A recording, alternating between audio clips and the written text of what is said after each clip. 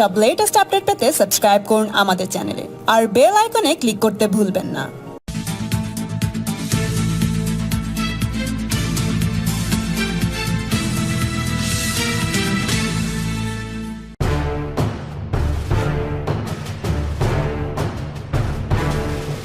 নমস্কার। কিছুদিন ধরে বেশ কিছু বন্ধু আমাদের কাছ থেকে কিছু প্রশ্নের উত্তর চাইছেন। তাদের মনে বিভিন্ন রকম সন্দেহ দেখা দিয়েছে, আর সেই সন্দেহকে নিয়ে তারা তার সমাধান খুঁজছেন। স্বাভাবিকভাবেই পশ্চিমবাংলায় যে ধরনের পরিস্থিতি তৈরি হয়েছে, এত বড় একটা বিপদের সামনে যখন আমরা দাঁড়িয়ে আছি, প্রধানমন্ত্রী কোথায়, সাধারণ মানুষ স্যাক্রিফাইস করছেন, পরিশ্রম করছেন, ত্যাগ করছেন, বাড়িতে বসছেন, তারপরেও আশানুরূপ ফল পাওয়া যাচ্ছে না, কারণ লকডাউনকে এখানে ঠিকমতো মানা হচ্ছে না। এবং এটা মানাবার যার দায়িত্ব সরকারের বা প্রশাসনের, তারা মোটেই এই ব্যাপারে সক্রিয় নন, তারা রাজনীতি করছেন। সবচেয়ে আগে এই লকডাউন বা আইসোলেশনটাকে অমান্য করেছেন মুখ্যমন্ত্রী নিজে, তার দেখা দেখি তার মন্ত্রী, এমএলএ, এমপিরা এবং তার ছোট ছোট কার্যকর্তারা, এবং তারপরে সাধারণ মানুষও রাস্তায় নেমে পড়েছেন। এখন মুখ্যমন্ত্রীর মনে হয়েছে এটা ঠিক হচ্ছে না, দোকানে ভিড় করা চলবে না, আইসোলেশন দরকার, লকডাউন মানতে হবে, নাহলে কমিউনিটি ইনফেকশন হয়ে যাবে। আমরা এগুলো 8-10 দিন থেকে বলে আসছি, যে ধরনের পরিস্থিতির মধ্যে দিয়ে পশ্চিমবঙ্গ এগোচ্ছে, এই ধরনের পরিস্থিতি হতে পারে, আজ হয়েছে।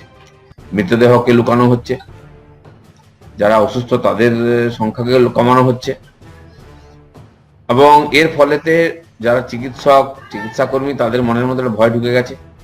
সরকারি হসপিটালগুলো এত সংক্রমণ হচ্ছে, ডাক্তার নার্সরা এত সংক্রমিত হচ্ছেন, তারা কাজ করতে চাইছেন না, হসপিটাল বন্ধ করতে হয়েছে, অনেকে সেলফ কোয়ারেন্টাইনে চলে যাচ্ছেন। ধীরে ধীরে প্রশাসন এবং স্বাস্থ্য বিভাগ একদম ভেঙে যাচ্ছে। তো সেই জন্য আমার মনে হয়েছে একবার আপনাদের সামনে আসার দরকার। সবার মনে বহু প্রশ্ন, আমরাও ফেস করছি। এখানে বেশ কয়েকজনের প্রশ্ন এসেছে, নামটা নাই আমার কাছে, কিন্তু প্রশ্নটা হচ্ছে, কেন্দ্রীয় সরকারের ঘোষণা করা খাদ্যদ্রব্য কোচবিহার জেলায় বিতরণ শুরু হয়নি। এটা ঠিক যে কোচবিহার নেই, আরো অনেক জায়গায় হয়েছে। যারা ওখানকার রেশন ডিলার, তারা বলছেন আমাদের কাছে কেন্দ্রের জিনিস আসে, কারণ কেন্দ্র ডাইরেক্ট কোনো জিনিস সাপ্লাই দেয় না। আমাদের পশ্চিমবাংলার ক্ষেত্রে কেন্দ্র শুধু ডাল দেয়। চাল এখানকার রাজ্য সরকার ধান কিনে রাইস মিলকে দেয়, তারা চাল তৈরি করে সরকারকে দেন, সেটা বিতরণ হয়। কিন্তু দামটা কেন্দ্র সরকার দিয়ে দেয়, প্রতি কিলোতে প্রায় 30 টাকা করে কেন্দ্র সরকার দেয়, রাজ্য সরকার 2 টাকা নিয়ে আমাদেরকে দেয়। অতএব চাল দেওয়ার ব্যাপারে কেন্দ্র সরকার কোনো হাত নেই। বাকি হচ্ছে গম। এফসিআই আমাদের এখানে গম সাপ্লাই করে রাজ্য সরকারকে, তাদের যা প্রয়োজন হয় সেটা সাপ্লাই করে দেয়, আর সেটা 2 টাকা বা 3 টাকায় রাজ্য সরকার বিক্রি করে লোকের কাছে পৌঁছায়। সেজন্য সেই গম যথেষ্ট আছে, চাইলেই তারা দিচ্ছেন, কিন্তু সেটাও রেশন দোকানে পৌঁছে দেওয়ার দায়িত্ব রাজ্য সরকারের, এবং ঠিকঠাক বিতরণ হচ্ছে কিনা সেটা দেখার দায়িত্ব। 10-12 দিন হয়ে গেল রেশন দেওয়া শুরু হয়েছে, কিন্তু এখনো ঠিক মতো বিতরণ হচ্ছে না। আর তাই আমাদেরকে বিভিন্ন জায়গায় ত্রাণ দিতে হচ্ছে, রিলিফ দিতে হচ্ছে। কেন্দ্র সরকার বলেছেন 3 মাসের অগ্রিম সমস্ত রেশন তারা পাঠিয়ে দিতে প্রস্তুত, বিনা পয়সায়। আগে যা রেশন দেওয়া হতো পরিবারগুলো, তার ডবল দিচ্ছেন, তার সঙ্গে ডালও দেওয়া হচ্ছে। কিন্তু রাজ্য সরকারের ইচ্ছা নেই, বা গাফিলতি বা অযোগ্যতার জন্য এই কোনো জিনিসই এখন রেশন দোকানে পৌঁছয়নি। 20-25 দিন হয়ে গেল, মানুষ বাড়িতে বন্দি আছেন, দোকানপাটও বন্ধ ছিল, আয় উপায় নাই। স্বাভাবিকভাবে সাধারণ মানুষের বাড়িতে রেশনের টান পড়ে গেছে। যাদের বড় পরিবার তারা কি খাবেন? সেই জন্য কেন্দ্র সরকার আগেই ঘোষণা করেছিল। রাজ্য সরকারের মুখ্যমন্ত্রী বলছেন আমরা 6 মাস ফ্রি দেবো, কিন্তু 1 সপ্তাহ খাওয়ার মতো তাদেরকে রেশন দেওয়া হয়নি। 2-4 কিলো দিয়ে বলছেন হয়ে গেছে, চলে যাও। তো মানুষ কোথায় যাবে? সামর্থ্যও নাই, সম্ভাবনাও নাই। তো এটা পুরো রেশন ব্যবস্থা রাজ্য সরকারের হাতে, তাদের কাছে সাপ্লাই দেন কেন্দ্র সরকার, সেটা পৌঁছানোর দায়িত্ব রাজ্য সরকারের। রাজ্য সরকারের রেশন বিতরণে গন্ডগোল, বাড়ি বাড়ি মানে দোকানে দোকানে ঝামেলা হচ্ছে। আজকেও কোথাও মালিকের বাড়িতে ঝামেলা হচ্ছে, হাঙ্গামা হচ্ছে, লোক করছে, পুলিশ প্রশাসন নাই দেখার জন্য, বন্ধ হয়ে যাচ্ছে রেশন বিতরণ। যারা প্রতিবাদ করতে যাচ্ছেন, পুলিশ তাদেরকেই ধরে নিয়ে যাচ্ছে বা কেস দিচ্ছে।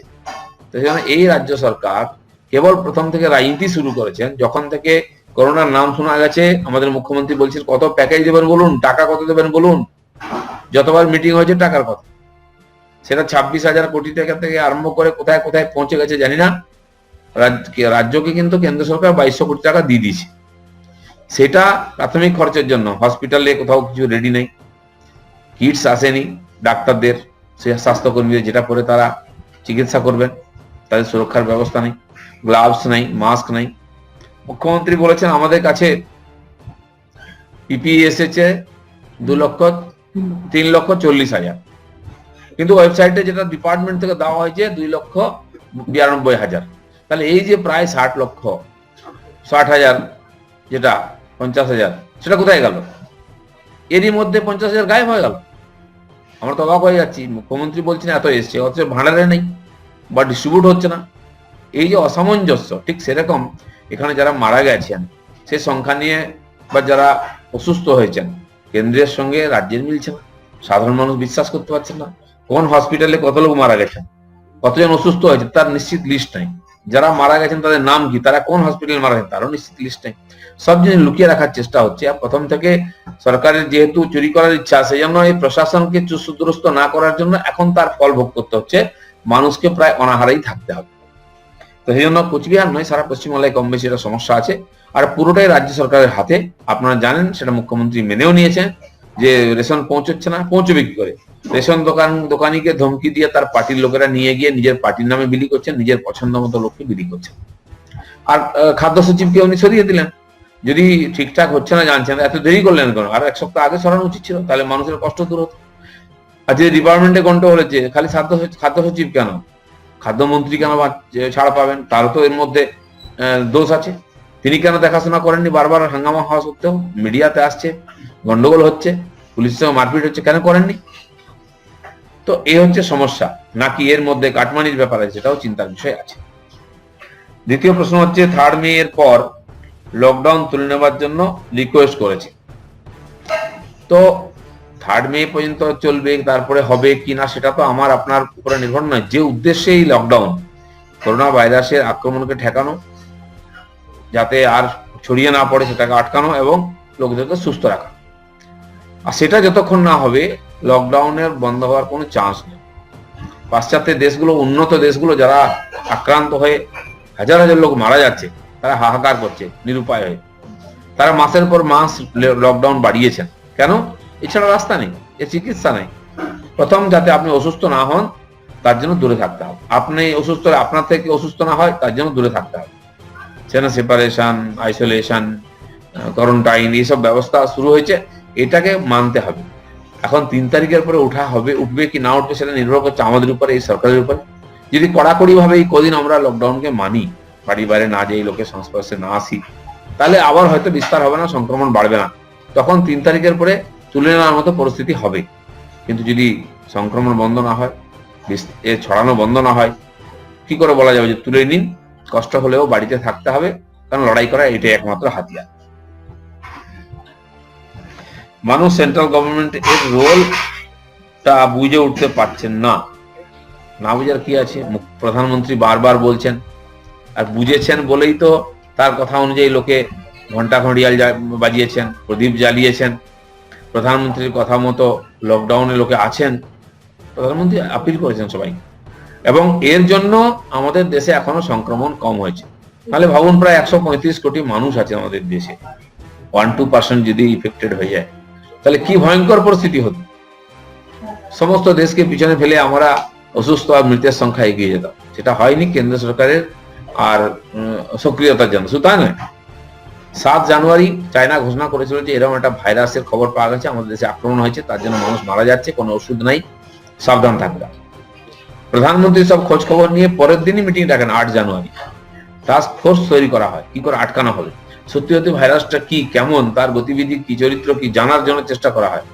এবং ধীরে ধীরে যখন জানা যায় যে সংক্রমণ হচ্ছে, সেজন্য মানুষকে সতর্ক থাকতে বলা হয়। এয়ারপোর্ট বন্ধ করা হয়, ইন্টারন্যাশনাল ফ্লাইট বন্ধ করা হয়। তখন অনেকে বলেছিলেন, কিছু না বলে কেন বন্ধ করে দিলেন আপনারা?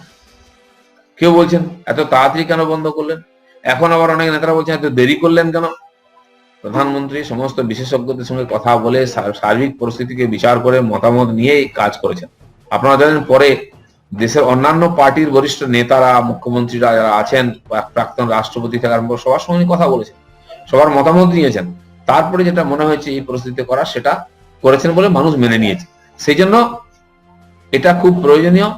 এবং কেন্দ্র সরকারই সক্রিয় আছে, রাজ্য সরকার সক্রিয় নাই বলে আপনারা আপনার সুবিধাটা বুঝতে পারছেন না, গুরুত্বটা বুঝতে পারছেন না, সুবিধাটা পাচ্ছেন না।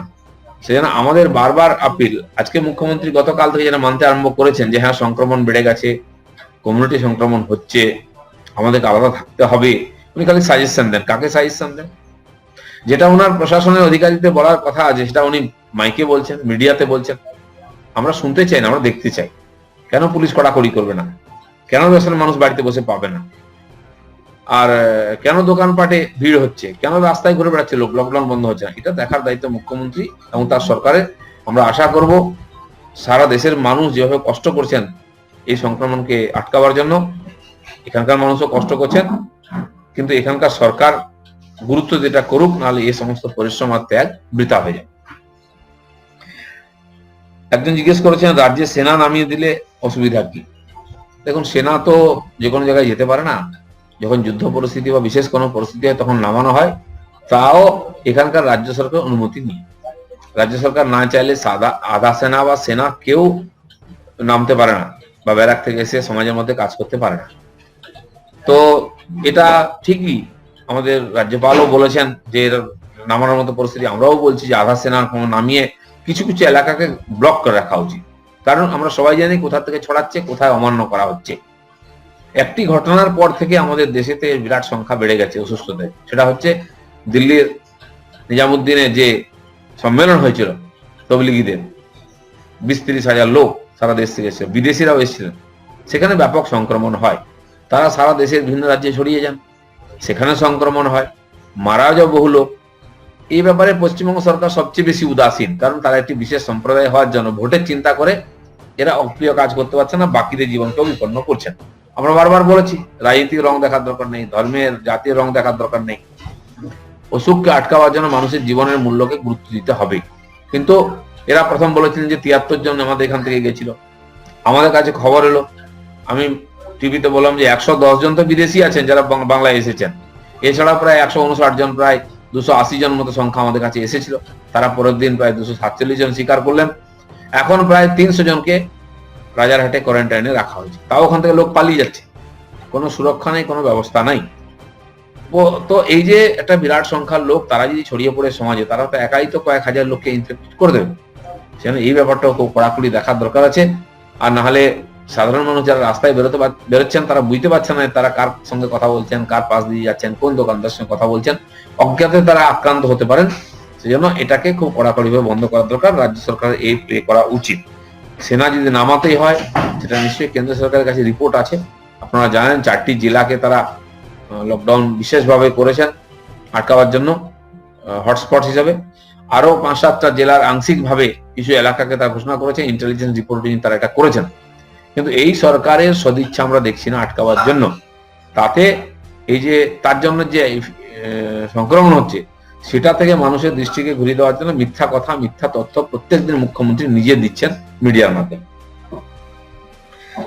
আরেকজন বলেছেন দাদা এভাবে চলতে থাকলে পশ্চিমবঙ্গ শেষ হয়ে যাবে, দিদি সংখ্যা লুকিয়ে রাখছে, কেন এরকম রাজনীতি চলছে? পশ্চিমবঙ্গের রাজনীতি কি পরিবর্তন হবে না? ঠিকই বলেছেন আপনি। এটা আপনার নয়, সারা পশ্চিমবাংলার সমস্ত অধিবাসীদের মনের মধ্যে এই প্রশ্ন আছে, আমাদের মনের প্রশ্ন আছে। আমি প্রায় দিন এই প্রশ্ন করছি, কোনো সদুত্তর নাই। এক তো হচ্ছে যে আমাদের মুখ্যমন্ত্রী মিথ্যা কথা বলা একটা অভ্যাস আছে, সব ব্যাপারে অসত্য বলবেন, ঘুরিয়ে বলবেন, না জেনে বলবেন। প্রধানমন্ত্রী যখন বললেন যে এরকম একটা ভয়ঙ্কর ভাইরাসের আক্রমণ হচ্ছে বিভিন্ন বিভিন্ন জায়গায় পৃথিবীর, আমাদের সাবধান থাকতে হবে, সতর্ক থাকতে হবে, খেয়াল রাখুন সবাই। উনি বললেন দিল্লির দাঙ্গা থেকে লোকের মনকে সরিয়ে দেওয়ার জন্য প্রধানমন্ত্রী এসব ভাইরাসের গল্প নিয়ে আসছেন। আর তার 2 দিন পরেই তিনি মিটিং ডেকে সব স্কুল কলেজ বন্ধ করে দেন। প্রথম 15 দিন, তারপরে 1 মাস। তারপরে কি করবেন দিশাহারা। কোন হসপিটালে ব্যবস্থা হবে, ডাক্তারদের জন্য কি ব্যবস্থা হবে, কোনো কিটস নাই। ডাক্তারবাবুদেরকে বলা হলো আপনি বর্ষাতি, রেনকোট পরে চিকিৎসা করুন। তার ফলে আজকে বহু ডাক্তার অসুস্থ হয়ে গেছে, নার্স, স্বাস্থ্যকর্মীরা অসুস্থ হয়ে গেছেন। অনেকে বলছেন যে আমার পক্ষে ডিউটি করা সম্ভব নয়, বাড়িতে নিজেকে বন্দি করে নিচ্ছেন। হসপিটাল বন্ধ করে দিতে হচ্ছে, টেস্ট বন্ধ হয়ে যাচ্ছে। তো এই লুকোতে গিয়ে বিষয়টা হাতের বাইরে চলে যাচ্ছে। আমার মনে হয় যদি সরকার এখনো কড়াকড়ি না হয়, এই সপ্তাহের মধ্যেই দেখবেন এটা হাতের বাইরে চলে যাবে। আর পশ্চিমবঙ্গে যেহেতু সব জায়গায় রাজনীতি হয়, তো সেই রাজনীতিটা বাদ দিয়ে কিছু করা মুশকিল। মুখ্যমন্ত্রী জানতেন যে সংক্রমণ হয়, তিনি কেন রাস্তায় নামতে গেছেন? রাস্তায় দাগ কেটে দেওয়া, দাঁড়ি কেটে দেওয়া কি মুখ্যমন্ত্রীর কাজ? উনি কি সমস্ত দোকানে দোকানে এটা করবেন, নাকি চাল বিলি করা মুখ্যমন্ত্রীর কাজ? মুখ্যমন্ত্রী জানেন না তার প্রশাসনের কাজ কি, তাই আজকে প্রশাসনটা একবারে নিষ্ক্রিয় হয়ে গেছে। প্রশাসনের কাজ রেশন বিলি করা, ঠিক করে দেখা।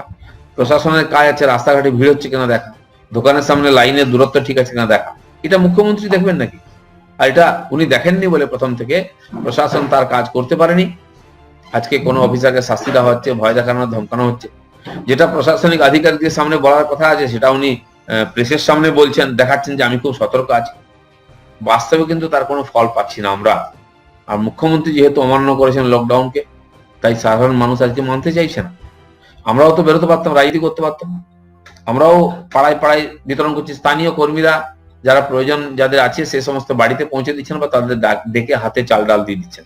মুখ্যমন্ত্রী কেন রাজপথে ঘুরে বেড়াচ্ছেন? তার দেখা দেখি মন্ত্রী, এমএলএ, এমপিরা তাদের কেন রাস্তায় ঘুরে বেড়াচ্ছেন? কার স্বার্থে? অন্যান্য রাজ্যে তো আমরা দেখছি না, ওখানে তো পুলিশ লাঠি নিয়ে দৌড় করাচ্ছে যে আসছে, কাউকে মানছে না। আর এখানে ঠিক উল্টোটা হচ্ছে, তাদের জন্য সব ফ্রি, তারা আইন মানবেন না, তারা সরকারি রেশন নিয়ে গিয়ে পার্টির নামে বিলি করবেন। আপনারা ভাবুন তো, এখন প্রেস বন্ধ আছে, সব বন্ধ আছে, তো মমতা ব্যানার্জির ছবি ছেপে পোস্টার বানিয়ে কি করে চলে আসছে? তার নামে বস্তায় চেপে চলে আসছে কি করে? একজন এমপি ডায়মন্ড হারবারে তিনি কল্পতরু করছেন, যেটা সরকারের করা উচিত। এমপি খাদ্য বিলি করছেন, তাও 10 জন লোক আছে বাড়িতে, 3 প্যাকেট দিয়ে আসছে, খালি প্রচার পাবলিসিটি। সেও সে ডাব্বার উপরে পুরো প্রিন্ট করে চলে এসছে। কি করে সম্ভব হচ্ছে? দোকানপাট, বাজার হাট, প্রেস সব বন্ধ আছে। তার মানে তারা কোনো আইনই মানছেন না, খালি রাজনীতি করছেন, প্রচার করছেন। আর এই করতে গিয়ে প্রশাসনটা ভেঙে পড়েছে, প্রশাসন তার কাজ করতে পারছে না। আর মানুষকে এখন ভগবানের ভরসায় ছেড়ে দেওয়া হচ্ছে। এখানকার মৃতদেহ অন্য জায়গায় পড়ানো হচ্ছে, এখানকার মৃতদেহ ওখানে নিয়ে খবর দেওয়া হচ্ছে। কতজন মরেছে, বিভিন্ন হসপিটালে 2 জন, 5 জন, 10 জন মারা গেছে, তাদের কোনো খবর নেই, সেটা স্বীকার করা হচ্ছে। যেহেতু টেস্ট করা হচ্ছে না, তার সত্যি তথ্যটা পাওয়া যাচ্ছে না, ফলে কতজন অসুস্থ সেটাও বোঝা যাচ্ছে না। আমি জানি এটা কাজ স্বার্থে করা হচ্ছে। আপনার আমার জীবনকে বাজি রেখে এখানে রাজনীতি করছেন মুখ্যমন্ত্রী এবং তার পার্টির লোকেরা। এটা মোটেই এই সময় আর আমরা চাই না, এটা খুবই নিন্দনীয় ব্যাপার। এত ওছা রাজনীতি হওয়া উচিত নয়। একজন বন্ধু জিজ্ঞেস করেছেন, আলিপুরদুয়ার থেকে শিলিগুড়ি অনেক দূর, আলিপুরের টেস্ট সেন্টার হচ্ছে না কেন? আলিপুর থেকে মালদা অবধি উত্তর বাংলায় এই যে 300-400 কিলোমিটার বা 500 কিলোমিটার দূরত্ব আছে, সেই দূরত্বের মধ্যে একটাই মাত্র টেস্ট সেন্টার হয়েছে। আলিপুরের লোক কি করে টেস্ট করতে যাবে, আর মালদার লোক কি করে শিলিগুড়িতে যাবে? এটা খুবই চিন্তার বিষয়। কেন টেস্ট করতে চাইছেন না সেটা আমরা বুঝতে পারছি না। এই যে তথ্য লুকিয়ে চ্যাম্পিয়ন হওয়ার চেষ্টা, কি আপনাকে বলেছে? কেউ কি বলেছে যে অসুস্থ হচ্ছে আপনার দোষে, কেউ মারা গেছে আপনার দোষে? এটা সবাই জানি আমরা। এই কাল ব্যাধি, এর থেকে বাঁচার চেষ্টা করতে হবে। আমেরিকা, ইটালির মতো উন্নত দেশে হাজার হাজার লোক পড়ে যাচ্ছে, তারা তো দোষারোপ করছে না, সবাই চেষ্টা করছেন এর থেকে বাঁচার জন্য। আমরাও সহায়তা করতে রাজি আছি, পুরো সমাজ রাজি আছে। প্রধানমন্ত্রীর কথাই যে সবাই ছাড়া দেন, আপনার কথাই ছাড়া দেবেন। আপনি সেটা না করে আপনি তথ্য গোপন করে, লুকিয়ে, মিথ্যা প্রচার করে লোককে বিভ্রান্ত করার চেষ্টা করছেন। এটা মোটেই ঠিক নয়। সেই জন্য এখানকার বাংলার মানুষের জীবনের কথা চিন্তা করে এত কিটস এসেছে, একাধিক হসপিটালে কেন করছেন না? প্রত্যেক জেলাতে কেন করছেন না? বা 2টো জেলা নিয়ে একটা কেন করছেন না? যেহেতু টেস্টের সেন্টার নেই, লোকেও যাচ্ছে না, অন্তিম সময় অসুস্থ হয়ে যখন হসপিটালে যাচ্ছে তখন মারা যাচ্ছে, আর সেটাকেও স্বীকার করা হচ্ছে না। তার সঙ্গে ট্রিটমেন্ট করা হচ্ছে কোভিড আর ইফেক্টেড এর মতো, তাকে নিয়ে আলাদা শ্মশানে দেখা করা হচ্ছে, বাড়ির লোককে ডেড বডি দেওয়া হচ্ছে না, কিন্তু রেকর্ডে লেখা হচ্ছে না। আপনি কল্পনা করতে পারেন, একজন ডাক্তার ট্রিটমেন্ট করছেন একজন রোগীর, যিনি রোগীর মৃত্যু হয়, সেই ডাক্তার ডেথ সার্টিফিকেট লিখতে পারবেন না। যদি ডেথ সার্টিফিকেট লিখেন তাহলে রোগের নাম লিখতে পারবেন। এটা কি করে হতে পারে? একটা বডি তৈরি করে স্পেশালিস্টদের, তারা নাকি ডিসিশন নেবেন করোনায় মরেছে কি না। কি করে নেবেন যদি টেস্টই না করেন? মারা যাওয়ার পরে তার যখন স্যাম্পল নিয়ে টেস্ট করা হচ্ছে, 2 দিন লেগে যাচ্ছে আসতে। ডেড বডি পুড়িয়ে দেওয়া হচ্ছে, বাড়ির লোকের হাতে দেওয়া হচ্ছে না, তারপরে পজিটিভ পাওয়া যাচ্ছে, কিন্তু সেটা রেকর্ডে আসছে না যে মরেছে, না নিউমোনিয়া মারা গেছে, হার্ট অ্যাটাকে মারা গেছে। যিনি সেই বিশেষজ্ঞ কমিটির প্রধান আছেন, তিনি ভাইরাস সম্বন্ধে তার আইডিয়া নেই, তিনি পেটের রোগের চিকিৎসক। কেন এরকম চালাকি করা হচ্ছে? কার স্বার্থে করা হচ্ছে?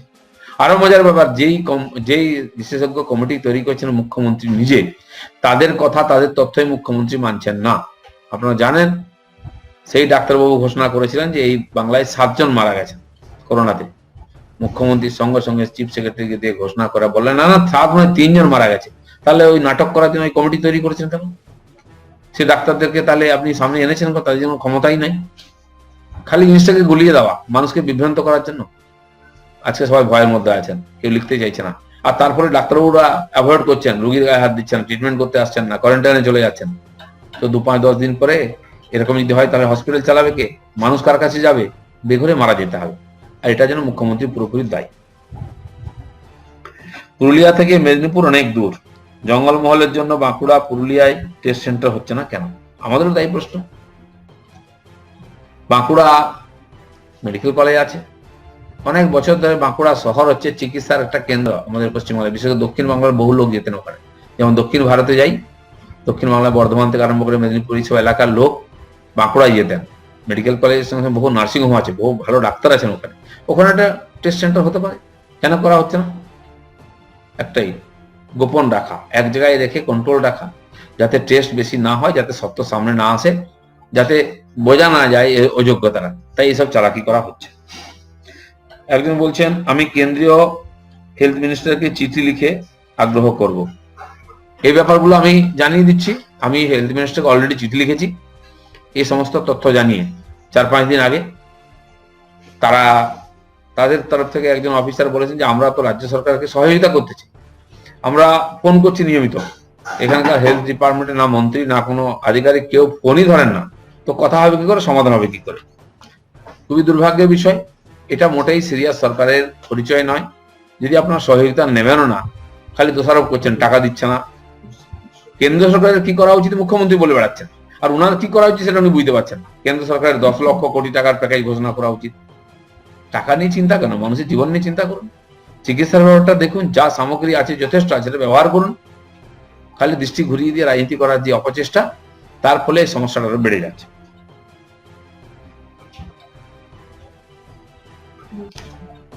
এখানে টাকা দিচ্ছে মানে কাটমানি বুঝতে পারলো না, ক্লাউড টাকা দিচ্ছে। দেখুন, সরকার একটা কথা বলছে যে আমরা ব্যয় সংকোচ করছি। আমি জানি না কিসে ব্যয় সংকোচ হলো। যদি ব্যয় সংকোচ করে থাকেন, এই 1300 কোটি টাকা 26,000 ক্লাবকে কেন দেওয়া হলো?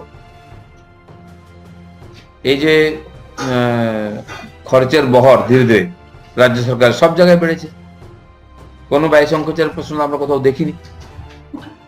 এইভাবে মুখে একরকম বলা হচ্ছে আর কাজে একরকম করা হচ্ছে, সেই জন্য চিন্তা বাড়ছে যে এইগুলো কেন করছেন। লজ্জা। টেস্ট কিটের অভাব নেই,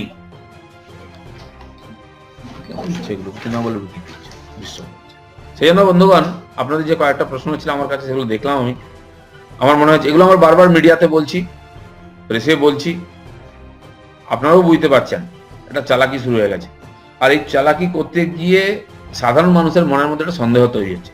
আপনারা কল্পনা করুন, সারা ভারতবর্ষেতে প্রধানমন্ত্রীও বলছেন, পুলিশ কর্মচারী থেকে স্বাস্থ্য কর্মচারী, ব্যাংকের কর্মচারী, পোস্ট অফিস এবং অন্যান্য সেবার সঙ্গে যারা যুক্ত আছেন, সাপ্লাই করছেন, ড্রাইভার থেকে আরম্ভ করে দোকানদার, যারা সাধারণ মানুষের জীবনকে সচল রাখার চেষ্টা করছেন নিজের জীবনে ঝুঁকি নিয়ে, তাদের প্রতি একটা সম্মান দেখানো হচ্ছে।